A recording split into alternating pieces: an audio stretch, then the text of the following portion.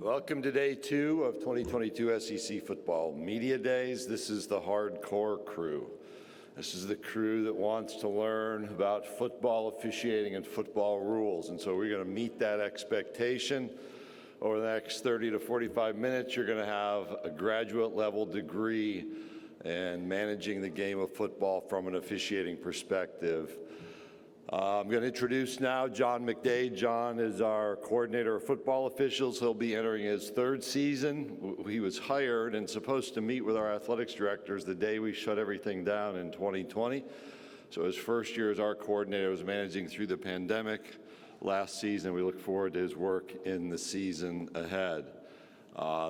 Notably, John worked in a number of conferences prior to his time as a white hat or a referee in the Southeastern Conference, including the Mid-Eastern Athletic Conference, the Big East Conference, the American Athletic Conference, and his on-field career concluded with his time as a referee in the Southeastern Conference. So welcome to the stage, SEC Coordinator of Football Officials, John Mcday.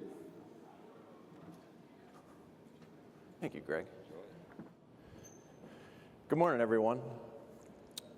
Media Days is the de facto kickoff for the football preseason, and it's an exciting time. Everyone's undefeated. No one's suffered any in-season injuries yet. What can be accomplished in the season, the sky's the limit. But it also means there hasn't been any football officiating controversies yet, which means officiating is a non-compelling topic. And that's good for the officiating business, right? That puts a smile on my face. There's a reason we're here at 8:15 in the morning to talk about officiating. So thank you for being here. I have 3 general topics I'm going to talk to you about today. The first is using the NCAA data for FBS football for the 2021 season. I'll kind of give you a state of the game at high level using those statistics. Secondly, we're going to be talking about the new rules, and this year there is a new playing rule that without a doubt affects how the game's being coached and how the players need to perform on the field. And then the third thing I'm going to provide to you is something a little out of the ordinary for me to be talking about at Media Days. It's a what-if scenario, a what-if about the playing rules, that if we made a tweak here, what would it do to the game? And it's a topic that's been talked about on and off for years, and I think you'll find that topic compelling. So, with that,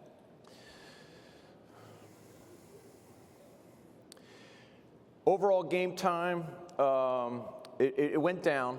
We're down to 3:18, basically back where we were 2 years ago. The SEC was at 3:21, so we're about 3 minutes over the FBS average of 3:18.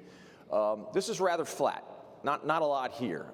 This tells me, and it tells the stakeholders of the game that are caretakers of the rules, that there's not much that needs to be done related to overall game time. They pay more attention to how many games go over 3.5 hours.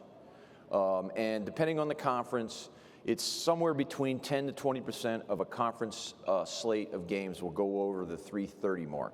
But as an average, 3:18 and even 3:21 in the SEC is a good number. Not a lot of concern there. Let's look at it against scoring.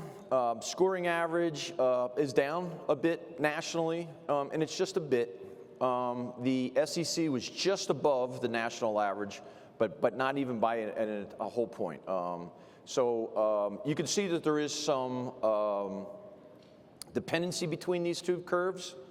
As scoring goes up, game time typically goes up. As scoring goes down, game time typically goes down. It's rather intuitive. Nothing here that's alarming. Nothing here that the stakeholders of the game thought they needed to react to. Number of plays per game is something that we're talking about quite a bit. That topic is something we talk about now more than we talk about overall game time. Again, a fairly dependent relationship between the number of plays that are in the game and the overall game time. We are just below the national average And again, we're basically right there at 179.5 plays. We certainly have some teams that have a higher average than that. We had 10 games last year that were officiated. We had 103 overall games that were officiated by the SEC staff. 10 of those games were at least 200 plays, with a high of 227 plays on a game. Conversely, we also had 13 games that had 160 or less. So it is a fairly consistent bell curve. We don't have more data points to one side or other of the average. It is a fairly almost perfect bell curve. It is curious to note, and I just discovered this a few days ago preparing to speak with you today, at the national level in FBS, there were 2 games that had 229 plays. That was the high for the year. There was a game that had 127 plays played in the Big 12 conference.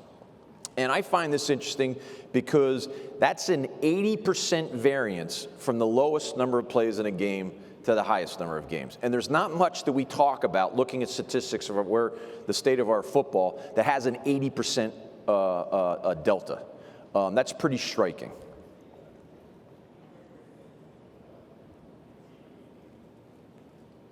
Hit the wrong button.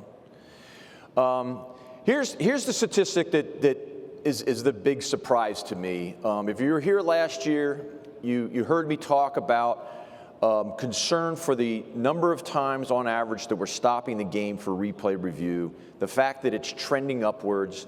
I talked about that if the growth that we had seen for the 5 years leading up to this time last year had continued for another 5 years, we were going to almost be at averaging 3 stops per game. Well, lo and behold, we play the 21 season, and we're back down to 2.2 where we were 2 seasons ago. I don't have an explanation for this. It is something that I like to see. It's not that I'm not a proponent of replay, but I think the number of stops per game is a fairly good indicator of how we're doing on the field. Less plays to review in the replay booth means we're doing a better job on the field. So I certainly welcome going down to 2.2. Is it a wild point? Is the 2.5 the previous season, is that the wild point? Or is the 2.2 this past season, is that the wild point? We don't know. It's just, we don't see that the next bump on the trend that I was talking about last year. This makes us comfortable. We were right at, in the SEC, we were right at the national average of 2.2 stops per game. But here's something to consider. The NCAA statistics are what's factual. We evaluate how we do in the replay booth each and every week, each and every game, just like we do on the field. And one of the statistics that I keep is how many missed stops that we have.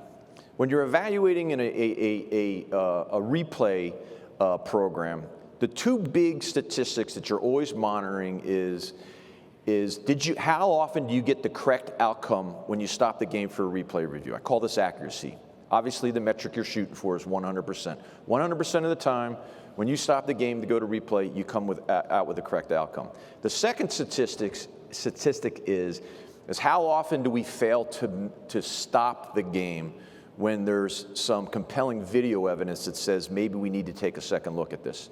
The tempo of our game challenges us in this area, and it's one of the things that we work with our officials on this past off season, is their ability to get to 2 or 3 camera angles in just a 10 or 12 second window to account for the up-tempo offenses that we see in our conference, and we can figure out whether there is compelling video evidence or not, or whatnot. We had 5 missed stops in, it's a judgment on my part. In reviewing the 103 games that we officiated last year, we had 5 missed stops last year. And if you do the math with 103 games overall, our 2.2 should have been 2.25 or 2.3. So I wish we were I'm here to say to you today that we were at 2.3, because that means we had 0% missed stops on the season. But we're in a good place overall nationally with just 2.2 reviews per game. The next thing we'll be looking at is our fouls per game. This is almost a straight line. A low of 4.2 fouls per game nationally across the FBS in 2016. We just had another season with 14.4. The SEC was just below that with 14.3 fouls called per game. And you can see there doesn't seem to be, there's probably the least amount of dependency between these two curves than anything that I've shown you. The number of fouls per game doesn't appear to dictate what your game time is going to be, like we saw with scoring or the number of plays during a game. And I believe this is the last curve I'll show you with FBS data from the NCAA. This is the number of targetings per game. We went down here. Just one targeting call every 5 games on average in FBS for the 2021 season. This is reflective of just how the game is being played. We did not officiate this any different between 2020 and 2021.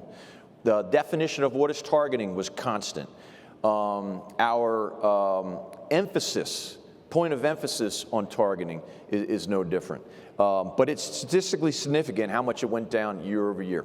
Again, can't necessarily explain this other than hopefully it represents that the athletes are recognizing the rule, how the game needs to be played legally, and it's showing up here in the fact that we have less targetings per game than we had the year before. We were right at the 0.2 targetings per game, one targeting every 5 games in the SEC for the 21 season. This curve, I already talked, so the blue curve is the number of stops per game over the last 11 years. I used this chart last year, and obviously I added one more year onto it. I've already talked about that 2.2. This is the orange line is the average review time across the FBS once we do stop a game. It's rather flat. We had a low of 114 in 2013. We're up to 125 in 2021. This is something where we monitor more. How often do we have reviews more than 2 minutes? Then, hey, we're at 125, can we shave 3 or 4 or 5 seconds off? We're in a good place here. I also want to go back to something I said earlier. When you're evaluating where you are for your replay program, your accuracy when you stop the game, did you come to a correct outcome? And did you stop the game every time there was compelling video evidence? Those two statistics are much more important, in my opinion, than what the overall review time is, particularly when we're only taking, on average, 1:25. In the SEC, we were at 1:23. We were 2 seconds quicker than the national average. This is in a good spot. I tell our officials, I'll worry about this number when we get to 100% accuracy and 0% missed stops 2 or 3 seasons in a row. This just shows the number of fouls called per game for the last 5 seasons against the national average. The SEC, once again, continued its trend of being just slightly below the national average. Only in 2018, in the last 5 years, were we above by 0.2 fouls per game. Another way to look at it, here's the SEC's average of 14.3 fouls called per game for the 21 season. I'll add the other 4 Autonomy 5 conferences. You see 2 of the conferences had more, 2 had less. The median of this data set for the 5 autonomy conferences is 14.3. The SEC is right on the median. And if I go and add the group of 5 conferences on the fouls per game, this is how it stacks out. The median here turns into 14.1. The average is 14.4. No, 3, I think it was for 21 season. So that's it. You know, when I look at all of that data, the only thing that really jumped out at me is the fact that our number of replay stops per game went down statistically significant from 2.5 to 2.2. That's a good thing. We'll see what the 2022 season renders in that area. So let's move forward to talking about new playing rules. And I talked about there is one significant change that's going to affect how the game is coached and played, and that is blocking below the waist. Blocking below the waist is still allowed in certain circumstances, but those circumstances have shrunk. There are less opportunities to block below the waist than there were in previous seasons. Still based on the concept of the tackle box, which is 5 yards laterally each direction from the snapper. The snapper is typically the center, but sometimes we have unbalanced lines, and it does affect the definition of the tackle box, and I do have a play that I'll show you to illustrate that. Simply put, for the circumstances where a player is allowed to block legally below the waist, the first requirement is that that player is stationary at the snap inside the tackle box. If you're in motion or you're stationary outside of that tackle box, in no circumstances can you any longer block below the waist legally. Quarterbacks and running backs almost always are in the tackle box. By the way, the tackle box goes all the way to the end line behind the offense. So it doesn't matter the depth of the quarterback, he is always in, or the running back for that matter, always in the tackle box. A wingback needs to get what we say, get a piece of the tackle that's in the tackle box. In other words, some part of the body of the wingback or halfback needs to shade a part of the tackle for that wingback or halfback to be considered to be in the tackle box. This wingback in this position here is in the tackle box, and if he's stationary, he has the ability to legally block low, although he does have extra requirements that I'll get to in a second. Tight ends can no longer legally block low under any circumstance. If you talk to your coaches, this is a fairly big change for them. This is something that they will have to scheme differently because of this rule change. If the wingback doesn't, or a halfback doesn't get a piece of the tackle, cannot block low legally in any circumstance. Anyone split out wide can no longer block low under any circumstance. Anyone in motion, whether they're in the tackle box or not at the snap, because they're not stationary, cannot block low under any circumstance. The linemen that are the linemen that are stationary in the tackle box, they can block low up to 1 yard beyond the line of scrimmage in the defensive side of the ball. And they don't have a requirement to get directed from the front.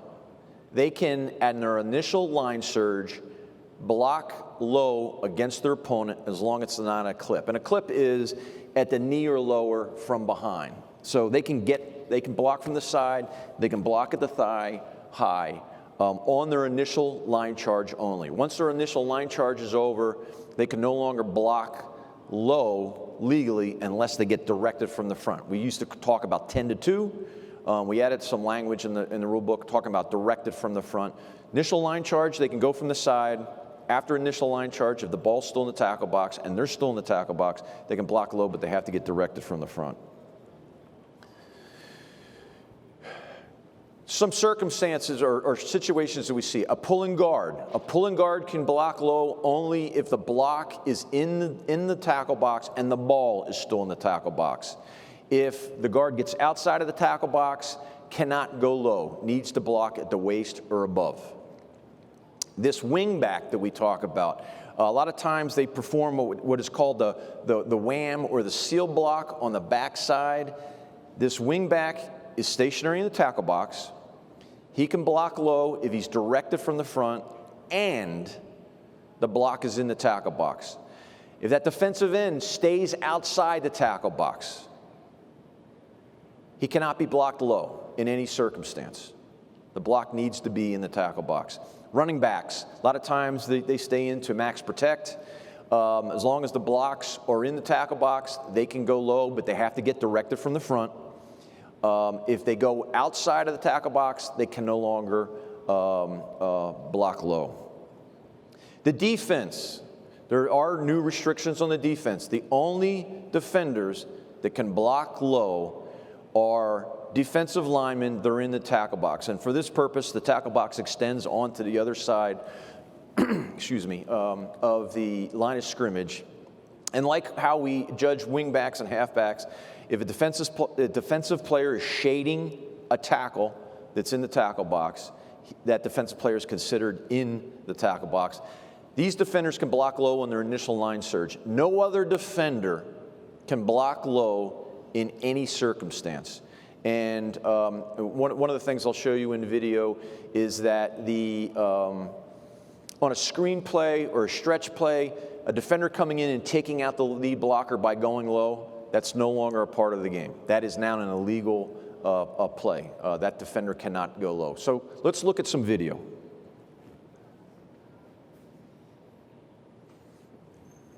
Just stop it right here, Ryan. Here's my right tackle. Here's my left tackle. This is my left tight end.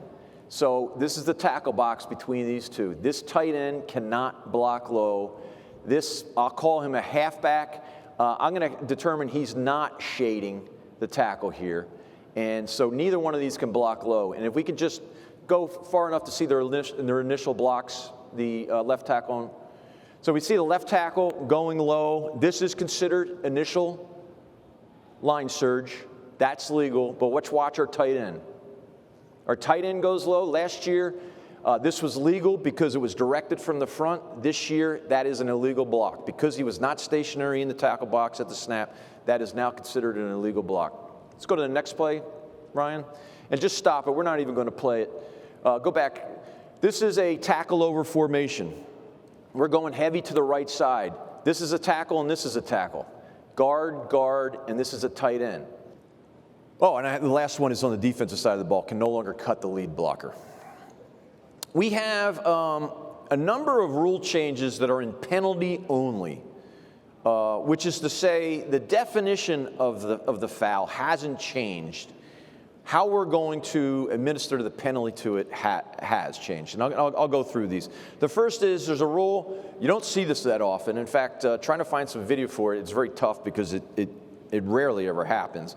If a receiver, deep receiver, signals for a fair catch, he cannot block a kicker coming down the field unless that receiver has touched the ball.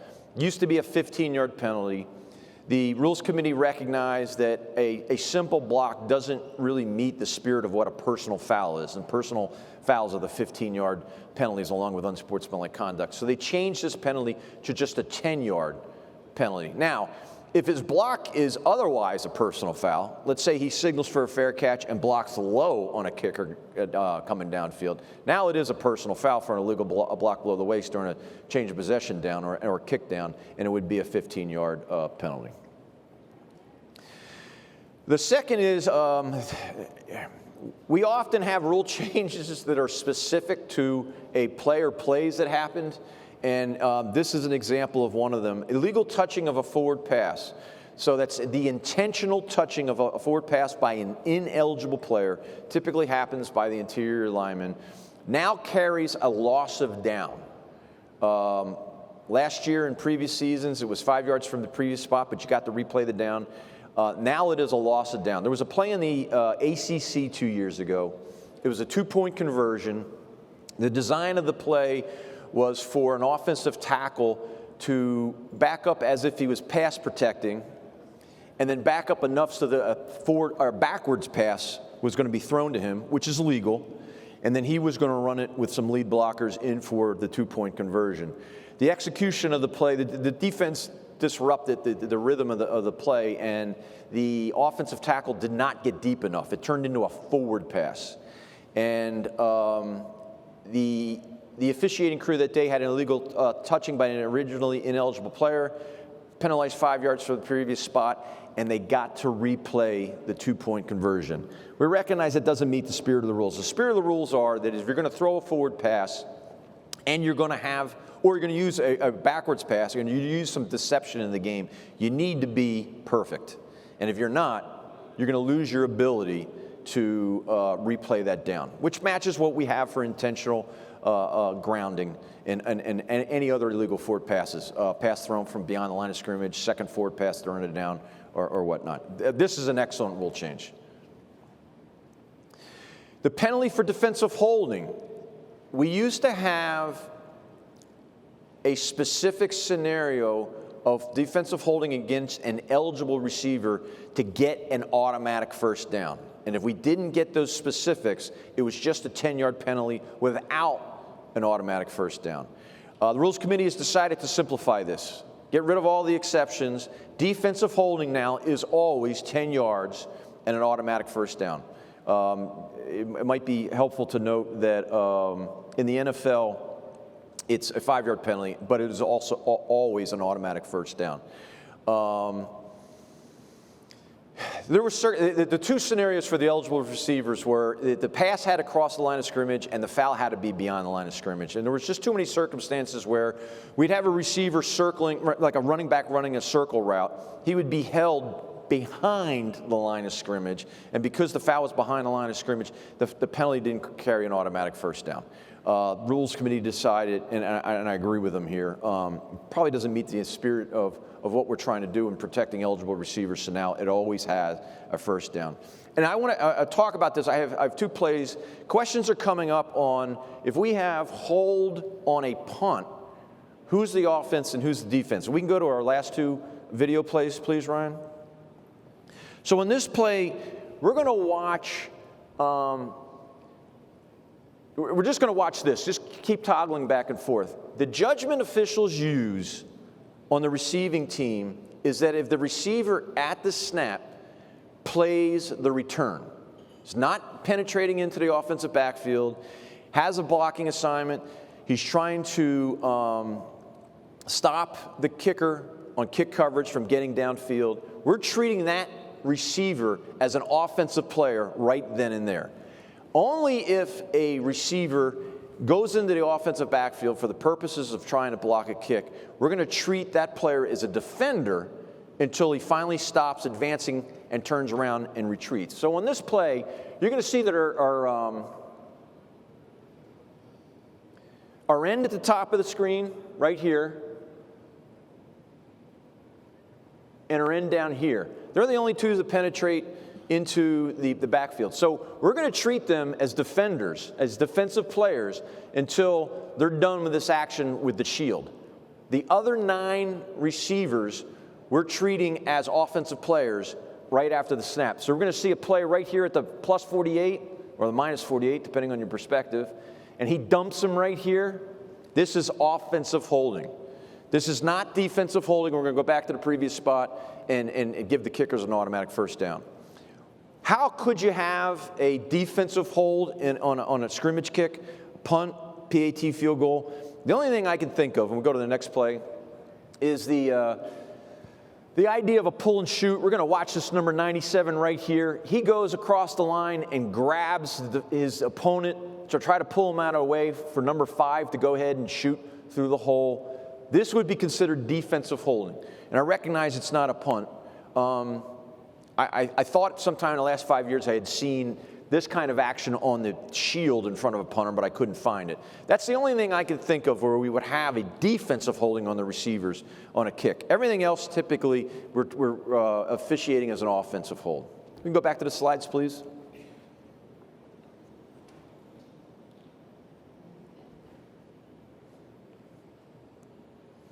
Unsportsmanlike conduct. A lot of words here. I make it very simple for you. A number of years ago, we introduced the idea of a live ball unsportsmanlike conduct foul. Prior to the rule change, all unsportsmanlike conduct fouls, whether they happened during the live ball period or the dead ball period, were treated as dead ball foul. And if you remember, we created the rule change so if we have the player with the ball going in for a long touchdown and does something to taunt his opponent, wave a ball in his face, turn around, exaggerate his stride or whatever the fact, we're now treating that as a live ball foul. And so if at the 6-yard line he starts to taunt his opponent, he fouled on the 6-yard line, we're going to take the touchdown off the board, we're going to penalize the 15 yards from the 6-yard line, and now they're going to have, first and 10 from the 21. When we did that, there were two circumstances that we didn't recognize what we did from a penalty enforcement. And if we have a live ball, unsportsmanlike conduct foul, the intent is that we're going to enforce it just like a personal foul. And the two circumstances were by the receivers on a punt and the defense on a passing play. And the rule change, simply put, is now if we have an live ball unsportsmanlike conduct by the receivers during a punt, or we have a live ball unsportsmanlike conduct foul by the defense during a passing play, it now gets enforced just like a personal foul. There was an inequity if we had those two situations, and those two situations are fairly rare, so we weren't seeing them a lot. Disqualification carryover for targeting. Again, I want to emphasize, no change to the definition of what is or is not targeting. No change to the judgment we're using on the field or in the replay booth for what is or is not targeting. The only change is the penalty, and this is the penalty for targeting is much longer. I've only included here the last paragraph that's been added. If we have a second half targeting, player's disqualified for the remainder of that game, has a carryover for the first half of the next game, that carryover part of the penalty is now reviewable post-game. And the way it works is the review will be done at the national level by Mr. Steve Shaw, National Coordinator of Football Officials. And the conference can decide to appeal to Mr. Shaw to review the play for the purposes of removing only the carryover disqualification for the first half. There's two key words or phrases in what I've shown you here. The first is that if the national coordinator concludes that it is clearly obvious that there was not targeting on the player and should not have been disqualified, the conference can vacate the first half carryover disqualification for that player. One last rule change, it has to do with adjusting the clock on a replay review. We have this concept in replay that if we have a reversal and we go from a running clock to a stop clock, we can put time back on the game clock. 2020 and prior, we could do this any time in the game. In 21 last year, we changed it. We could only do it in the 2 minutes left in the first half or 5 minutes left in the second half. The change for 2021, it's now 2 and 2. One last thing that I wanted to show you real quickly. SEC worked with Navigate. Navigate is a company that brings business intelligence to athletic teams and conferences and leagues. We asked the questions, what would happen if the game clock started again after an incomplete pass, just like it does for a runner out of bounds? What would happen in the game? And we worked with Navigate, and we said, let's have a trial rule change. Let's say that we wind the clock after an incomplete pass, other than the last 2 minutes of the first half, last 5 minutes of the second half. For our sample set, let's use the 56 2001 SEC conference games. And let's use an analysis where we use observables in the video to figure out what time would run off the clock if we did wind it after an incomplete pass.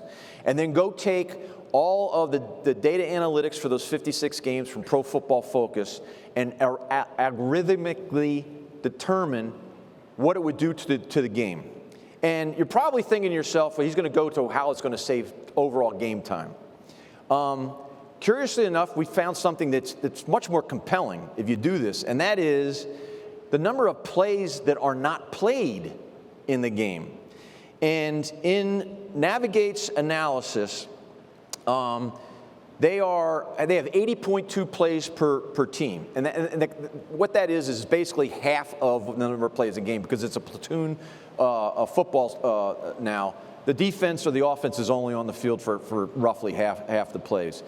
In using the analytics for the sample set, the 2021 season, 962 plays were run on average for each team per game. With the rule change, for the season, for the rule change, it goes down to 830. That represents 1.65 games if you divide it by the 80.2. fairly compelling number. But what's even more compelling is if you take it and put it across a postseason, whether your postseason is just simply a bowl game, maybe it's a conference championship in a bowl game, or maybe in the future it's an expanded college football playoff format. And you can see that if you had a 16-game schedule, which would be you played your 12 regular season games, you played a championship game, and then you had up to three college football playoff games, you'd be saving 2.2 games of wear and tear on the player by this rule change. The SEC believes this is something that's compelling, and it's going to be asking the Rules Committee to consider in out years. That's it for me. I thank you for your time, and remember to think of me when you get to sleep in a little bit later tomorrow and you start at 9 o'clock. Have a great season. Thank you, John. We'll continue here in a few moments. Again, if you'll silence your cell phones,